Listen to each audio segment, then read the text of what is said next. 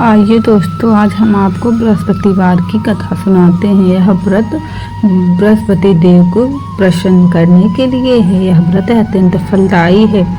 अग्नि पुराण के अनुसार अनुराधा नक्षत्र युक्त गुरुवार से आरंभ करके 7 गुरुवार व्रत करने से बृहस्पति ग्रह की हर पीड़ा से मुक्ति मिलती है। आइए अब हम बृहस्पतिवार के व्रत की कथा कहते हैं। प्राचीन समय की बात है। एक नगर में एक बड़ा व्यापारी रहता था। वह जहाजों में माल लदवाकर दूसरों देशों में भेजा करता था। वह जिस प्रकार अधिक धन कमाता था, उसी प्रकार जी खोलकर दान भी करता था। परंतु उसकी पत्नी अत्यंत कंजूस थी। वह किसी को एक दमड़ी भी नहीं देती थी। एक बार सेठ जब दूसरे देश व्यापार करने गए तो पीछे से बृहस्पति देव ने साधु वेश में उसकी पत्नी से भिक्षा मांगी। व्यापारी की पत्नी बृहस्पति देव से बोली, हे साधु महाराज, मैं इस दान और पुण्य से तंग आ गई हूँ।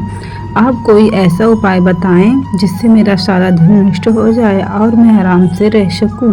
यह धन लूटता हुआ मैं नहीं देख सकती। बृहस्पति देव ने कहा, हे देवी, तुम बड़ी विचित्र हो। संतान और धन से कोई दुखी होता है क्या? अगर अधिक धन है तो इसे शुभ कार्यों में लगाओ। कुंवारी कन्याओं का विवाह कराओ, विद्यालय और बाग बगीचों का निर्माण कराओ। ऐसे पुण्य कार्य करने से तुम्हारा लोक परलोक सार्थक हो सकता है। परंतु साधु की इन बातों से व्यापारी की पत्नी को खुशी नहीं हुई। उसने कहा, मुझे ऐसे धन की आवश्यकता नहीं है जिसे मैं दान दूं। तब बृहस्पति देव बोले, यदि तुम्हारी ऐसी इच्छा है तो तुम एक उपाय करना। शायद बृहस्पतिवार घर को गोबर से लीपना, अपने केशों को पीली मिट्टी से धोना, केशों को धोते समय स्नान करना, व्यापारी से हजामत बनवाने को कहना, भोजन में मांस मदिरा खाना, कपड़े अपने घर धोना। ऐसा करने से तुम्हारा सारा धन नष्ट हो जाएगा। इतना कहकर बृहस्पति देव अंतर ध्यान हो गए। व्यापारी की पत्नी ने बृहस्पति देव से कहे अनुसार 7 बृहस्पतिवार वैसा ही करने का निश्चय किया। केवल 3 बृहस्पतिवार ही बीते थे कि उसकी सभी धन संपत्ति नष्ट हो गई और वह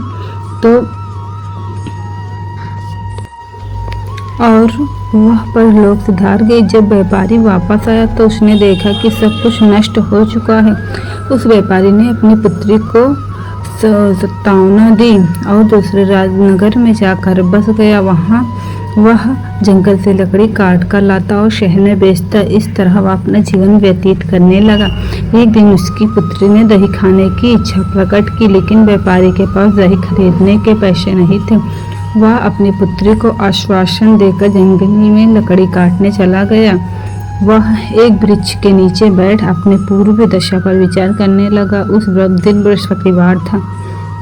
तभी वहाँ बृहस्पति देव साधु के रूप में सेठ के पास आए और बोले, हे मनुष्य, तुम इस विवान जंगल में किस चिंता में बैठे हो? तब व्यापारी बोले, हे महाराज, आप सब कुछ जानते हैं। इतना कहकर व्यापारी अपनी कहानी सुनाकर रो पड़ा। बृहस्पति देव बोले, देखो बेटा, तुम्हारी पत्नी ने बृहस्पति देव का अपमान किया था, इसी कारण तुम्हारा यह हाल हुआ है। लेकिन अब तुम किसी प्रकार की चिंता मत करो। तुम गुरुवार के दिन बृहस्पति देव का पाठ करो। 2 पैसे के चने और गुड़ लाकर जल के लोटे में शक्कर डालकर वह अमृत और प्रसाद अपने परिवार के सदस्यों और कथा सुनने वालों में बांट दो। स्वयं भी प्रसाद और चरणामृत लो। भगवान तुम्हारा अवश्य कल्याण करेंगे। साधु की बात सुनकर व्यापारी बोला, महाराज, मुझे तो इतना भी नहीं धन बचता कि मैं अपनी पुत्री को दही लाकर दे सकूं। इस पर साधु जी बोले, तुम लकड़ियाँ शहर में बेचने जाना। तुम्हें लकड़ियों के दाम पहले से दुगने चौगुने मिलेंगे, जिससे तुम्हारा सारा कार्य सिद्ध हो जाएगा। उसने लकड़ियाँ काटी और शहर में बेचने के लिए चल पड़ा। उनकी लकड़ियाँ अच्छे दाम में बिक गई, जिससे उसने अपनी पुत्री के लिए दही लिया और गुरुवार की कथा हेतु चना गुड़ लेकर कथा की और प्रसाद बांटकर स्वयं भी खाया। उस दिन से उसकी सभी कठिनाइयाँ दूर होने लगी। परंतु अगले बृहस्पतिवार को वह कथा करना भूल गया। अगले ही दिन वहाँ के राजा ने एक बड़े यज्ञ का आयोजन कर पूरे नगर के लोगों के लिए भोज का आयोजन किया। राजा की आज्ञा अनुसार पूरा नगर राजा के महल में भोज करने गया, लेकिन व्यापारी व उसकी पुत्री थोड़ा विलंब से पहुंचे। अंततः उन दोनों को राजा ने महल में ले जाकर भोजन कराया। जब वे दोनों लौटकर आए तब रानी ने देखा कि उसका खूंटी पर टंगा हार गायब है। रानी को व्यापारी और उसकी पुत्री पर संदेह हुआ। उसने उसका हार उन दोनों ने ही चुराया है। राजा की आज्ञा से उन दोनों को कारावास की कोठरी में कैद कर दिया गया। कैद में पड़कर दोनों अत्यंत दुखी हुए। वहां उन्होंने बृहस्पति देव का स्मरण किया। बृहस्पति देव ने प्रकट होकर व्यापारी को उसकी भूल का आभास कराया और उन्हें सलाह दी कि गुरुवार के दिन कैद खाने के दरवाजे पर तुम्हें 2 पैसे मिलेंगे। उनसे तुम चना और मुनक्का मंगवाकर विधि पूर्वक बृहस्पति देव का पूजन करना, तुम्हारे सब दुख दूर हो जाएंगे। बृहस्पतिवार को कैद खाने के द्वार पर उन्हें 2 पैसे मिले। बाहर सड़क पर एक स्त्री जा रही थी। व्यापारी ने उसे बुलाकर गुड़ और चना लाने को कहा। इस पर वह स्त्री बोली, मैं अपनी बहू के लिए गहने लेने जा रही हूँ, मेरे पास समय नहीं है। इतना कहकर वह चली गई। थोड़ी देर बाद वहाँ से एक और स्त्री निकली। व्यापारी ने उसे बुलाकर कहा, हे बहन, मुझे बृहस्पतिवार की कथा करनी है, तुम मुझे 2 पैसे का गुड़ चना ला के दे दो। बृहस्पति देव का नाम सुनकर वह स्त्री बोली, भाई, मैं तुम्हें अभी गुड़ चना लाकर देती हूँ। मेरा इकलौता पुत्र मर गया है, मैं उसके लिए कफन लेने जा रही थी, लेकिन मैं पहले तुम्हारा काम करूँगी, उसके बाद अपने पुत्र के लिए कफन लाऊंगी। वह स्त्री बाजार से व्यापारी के लिए गुड़ चना ले आई और स्वयं भी बृहस्पति देव की कथा सुनी। कथा के समाप्त होने पर वह स्त्री कफन लेकर अपने घर गई। घर पर लोग उसके पुत्र की लाश को राम नाम सत्य है कहते हुए शमशान ले जाने की तैयारी कर रहे थे। स्त्री बोली, मुझे अपने लड़के का मुख देख लेने दो। अपने पुत्र का मुख देखकर उस स्त्री ने उसके मुंह में प्रसाद और चरणामृत डाला। प्रसाद और चरणामृत के प्रभाव से वह पुनः जीवित हो गया।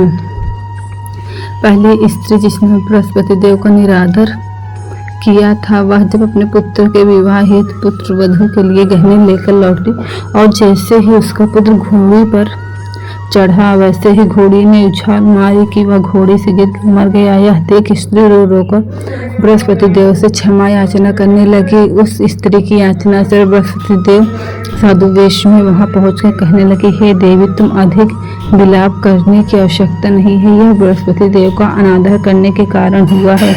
तुम वापस जाकर मेरे भक्त से क्षमा मांग कर कथा सुनो, तभी तुम्हारी मनोकामना पूर्ण होगी। जेल में जाकर उस स्त्री ने व्यापारी से माफी मांगी और कथा सुनी। कथा के उपरांत वह प्रसाद और चरणामृत लेकर अपने घर वापस गई। घर आकर उसने चरणामृत अपने पुत्र के मुख में डाला। चरणामृत के प्रभाव से उसका पुत्र भी जीवित हो उठा। उस रात बृहस्पति देव राजा के स्वप्न में आए और बोले, हे राजन, तुमने जिस व्यापारी और उसकी पुत्री को जेल में कैद कर रखा है वह बिल्कुल निर्दोष है। तुम्हारी रानी का हार वहीं खूंटी पर है। अगर तुम ऐसा नहीं करोगे तो मैं तुम्हारे सारे राज्य को नष्ट कर दूंगा। तथा अगली सुबह राजा ने व्यापारी तथा उसके पुत्री को कारागार से निकलवाकर तथा सम्मान पूर्वक विदा कर दिया। रानी का हार उसकी खूंटी पर लटका हुआ था तथा उन्हें आधा राज्य देकर उसके पुत्री का विवाह उच्च कुल में करवाकर दहेज में हीरे जवाहरात दिए। तो इस प्रकार बृहस्पति देव हर किसी पर कृपा करते हैं। अगर आप भी बृहस्पति देव की कहानी से प्रसन्न हुए हैं तो कृपया चैनल को लाइक, सब्सक्राइब एंड शेयर करें।